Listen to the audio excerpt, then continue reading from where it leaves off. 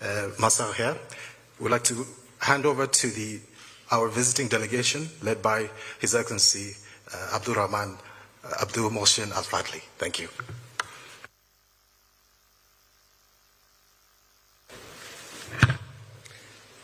Your Excellency, first of all, I would like to thank you and thank all the ministers for the warm receiving of myself and my colleagues and the hospitality we met in this visit. We strongly believe on the potential your country has, the natural resources, and the role which Zambia will and could very well play sooner rather than later when it comes to the food production and food security and boosting the food security in the world. And as we discussed a while ago, we believe it's clear to us what exactly needs to be done. It's clear to us what we want, and it's clear what we have to offer. The thing which is not clear at this point in time is how do you do that? And how do we do it in such a way, at the end of the day, we all achieve our objectives and achieve it sustainably, achieve it in such a way, a manner whereby we set a good example for the others to come and to follow suit. I assure you we are very much committed. We will start, actually we have started already since this morning, working on a study which will lead to a roadmap whereby we believe we will capitalize on the comparative advantages your country has. Thank you. Thank you, Your Excellency. At this point in time, I'd like to call upon the Honorable Minister of Agriculture to begin his opening remarks before calling upon the President of the Republic of Zambia. Thank you. Thank you very much, Jito. Thank you, Mr. President and colleagues. As indicated, sir, we've had very fruitful discussions with our colleagues. Starting yesterday, we had a dinner. It was meant to make us at ease and know each other better, and we did discuss a lot of issues at that dinner last night. This morning, we sat across the table to have a very frank and open discussion. Our discussions were around crop production, basically farming, aquaculture, and livestock. As you would have noticed, there's a very strong emphasis on livestock. Looking at a delegation that has come, is very, very heavily weighed onto that area. Mr. President, the good news is Saudi Arabia, the Kingdom of Saudi Arabia, is ready to do big things with Zambia. Big investment in Zambia. We had very clear discussions on all of us knowing what we want to do. But the question was, how do we do it? We were happy that within the delegation, there is the Saudi Arabian Livestock and Investment Company, Agriculture and Livestock Investment Company, SALIC. And within our delegation, we had IDC. The two seem to be firms that can marry very, very easily. The minister and the delegation made it very clear, Mr. President, that Saudi Arabia, as government, is not involved in business anymore. Deregulated is the private sector. So as we look into going into business, we should expect to work with the private sector under the auspices, of course, and guidance of government. I think that's a huge statement which we took with a lot of interest.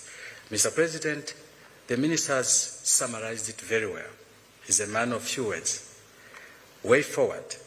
SALIC has been commissioned by Saudi to work with us in Zambia to come up with a roadmap. That is the summary of the visit. It has been positive, Mr. President, and I think we have a lot of good things that will come up between the two countries. I thank you, sir. Thank you, Honorable Minister. Before we call upon the President, we'd like to pay special tribute to Khadim Al-Haramain, Al-Sharifain Al-Malik Salman bin bin Abdulaziz Wali Al-Ad Mohammed bin Salman.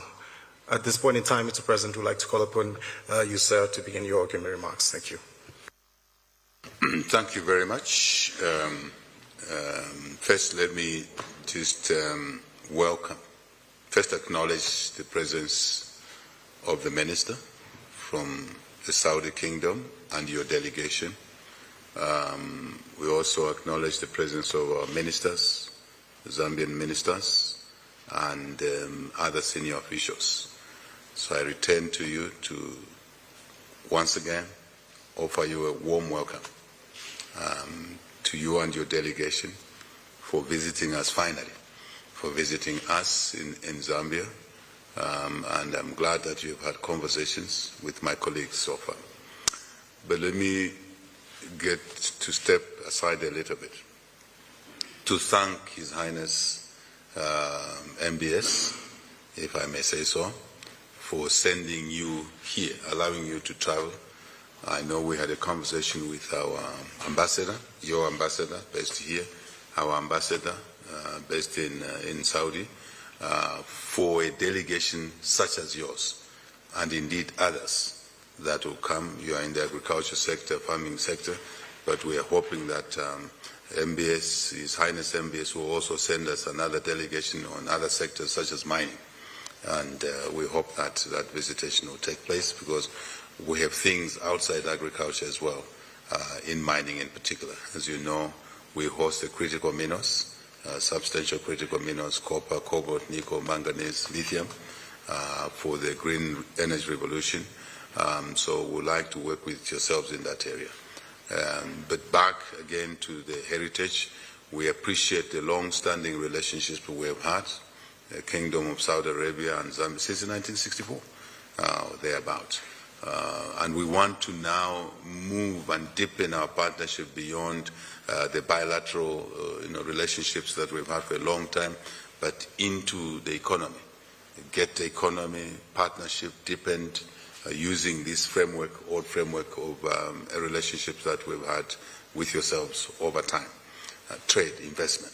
So therefore, the agriculture team that your leading minister is truly welcome here, and very delighted to hear that you are talking crop, you are talking livestock, but just to emphasize, as you know, climate change has brought in different dynamics to agriculture. We have the resource endowment yet, yes, we have hydrology, yes, but climate change is really causing changes in our weather patterns.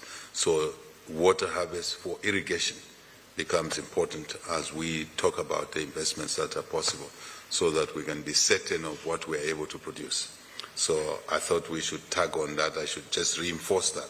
I know it will come, and I'm happy to hear that there will be a specific study done to establish the how. And I think the quicker we do that, I'm expecting early results from there. We don't spend months and months working on it. We spend, very good, so that we can go to low-hanging fruit and get on with the projects that meet your requirements, meet our requirements. Let me also now leave this aside and step to a generic approach we would like you to take to His Highness MBS, who had a very brief conversation at the Africa-Saudi summit, very brief conversation. We would like to work with you, in 3-4 areas. One, doesn't matter the sector, capital mobilization, working together, but driving that capital mobilization. Number 2, technology. We want to apply technology, which is the best that is available in our ventures, when we do our ventures, be it in agriculture, be it in mining. But let's focus on agriculture. Number 3, we want to work with you, Minister, in joint ventures, whether your firm you choose, such as the firms that are represented here, working with us, with IDC, or with whichever firms. We want to promote the vested interest concept, that we work together and we work to achieve mutually beneficial outcomes through joint ventures. And number 4 theme is beneficiation, value addition. So we don't just extract the raw crop we produce, we want to also process it as much as possible here so that we can add value, and that will help us to grow the economy and to create jobs, to create business opportunities for our suppliers of goods and services. I thought I should outline these 4 principles. I shall repeat them: capital mobilization, Two, technology. We want to apply the best technology available so that we're efficient, our productivity goes up. I'll just give you an idea. For a hectare of maize, most of our farmers produce less than 3 tons, but we can produce 9, 10 tons. And part of what we need to do that is the water harvest, irrigation, but irrigation must get the best technology for irrigation. And of course, there's husbandry, farming practices, all of that stuff that we own. So that's why we're emphasizing on technology.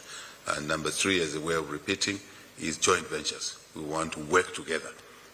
We want to learn from you how you moved. If we can learn just a little bit, Minister, of how you were able to move Saudi Arabia where it was 60 years ago, where it is today, dramatic and admirable changes that you have made. So we'd like to learn from you by working with you in joint ventures. Number 4, I repeat, is value addition, is processing, so we can accelerate growth and then become meaningful partners to yourselves. We host the resource endowments.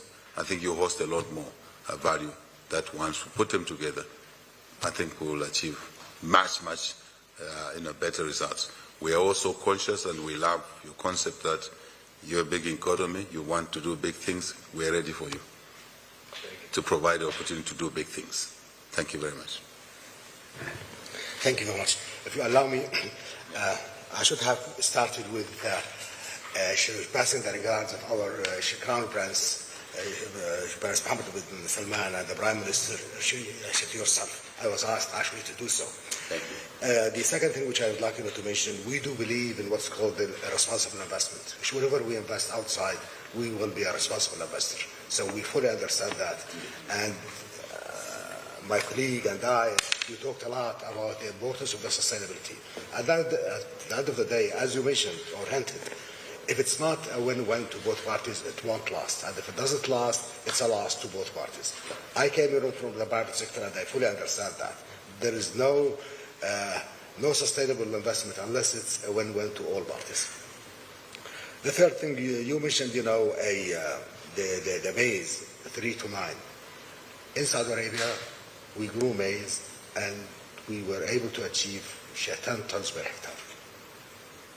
Yes, and we have a gentleman here, Mohammed Al-Bloui. We achieved 10 tons per hectare from the Fumara. 10. Fantastic. So, His Excellency, the Minister of Finance, he suggested that we go big. I promise you, we'll go big, okay, and we'll aim big. But the most important thing is we don't want to fail, because if we fail, God forbid, it's not to the best interest of SALIC or the Saudi private sector or the country as well. Ideally speaking, we will end up with having an investment and we'll set up a role model for the others to come and to follow suit. That's I do promise you. At this point in time, when I said to you the study has started, this morning there was a call between my colleague Suleiman and a company whereby they will start. She gave me the instruction this morning to do so, and they will. It won't be long. And we agreed to assign contact points from both parties. So we need some information, some help, in order to complete this study. We are as keen as you are. You mentioned the climate change and the population of the world. At the end of the day, I strongly believe the future, the challenge of the world is providing food. It's providing food. Absolutely. The question is, how will you do it in such a way that we compete with the others? There is no point in producing wheat, for example, and not being able to sell it against the competition from Ukraine or Russia or anywhere else in the world. We want to capitalize on what we are good at, what we can produce it at the best quality at the lower cost. Mm-hmm. Fantastic. So before you leave this session, since you've really done a good thing to pass that message of greetings, but we also pass the message of greetings to the King and to MBS, but also to express our appreciation of the gift of the hospital okay, that the King gifted us some years back. I think it's under construction. They're almost getting there. It's named after the King himself. So we're very, very grateful for that. And certainly as the project comes to completion during the construction phase, they move into the operation, we're very delighted for that support, which I think came through some years back, maybe a government before, two governments before myself. So we're very keen to get it completed. Thank you very much. Please pass our appreciation to the King and to His Highness MBS. Thank you. Thank you, Mr. President. Perhaps I can call upon the Honourable Minister of Foreign Affairs and International Cooperation for any particular remarks towards closing. Yes. Thank you, Your Excellency. Thank you, Your Highness. Your Excellency, you're most welcome. Just to reiterate the position from the perspective of the Ministry of Foreign Affairs, that ours is to create the environment that will foster the cooperation to continue to grow, and to give the commitment that we will ensure that all is put in place to give effect to what has been discussed and agreed. Your Excellency, that is all I wanted to say. Thank you very much. Thank you. Thank you, Honourable Minister. Mr. President, as this is indeed a courtesy call, we'll bring the meeting towards a close, recognizing the fact that there's been working. Sure. I'm guided, Mr. President. Honourable Minister of Finance and National Planning, is there anything in particular you'd like to bring? I think we talked enough where we were before, and just to join you, Mr. President, in welcoming the delegation, and we devote ourselves to making sure that what we've agreed upon is going to be done.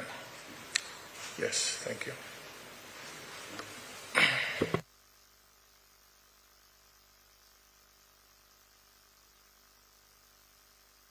Perhaps if I may, Mr. President, given in line with what the Honourable Minister of Finance has stated, there's been working meetings between the delegations, and this is really a courtesy call between the heads of the delegation with you, Mr. President. So all those elements, work streams, will be exhausted on the sidelines. I think that's something that's certainly in play. Mr. President, if I may also, on your behalf, to congratulate Riyadh for having won the Expo bid, which was supported by yourself, Mr. President. So I thought I should mention that. With that being said, we'd like to say shukran. We'd like the delegation to join the President out for photos so we can immortalize this very important day. Thank you.